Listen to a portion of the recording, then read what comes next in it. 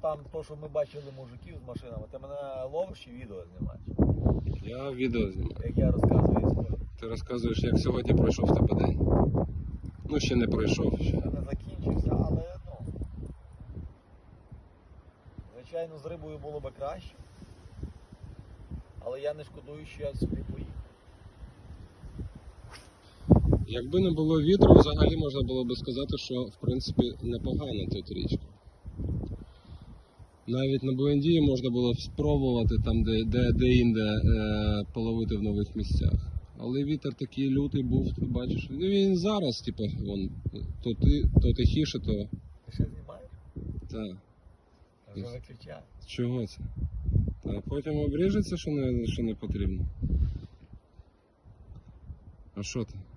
Ти хочеш. Я кіно знімаю. Треба камеру взагалі купити, GoPro-шку якусь. Так, я. А що? Ти диви, де ти сьогодні був? Можна було все знімати, який контент.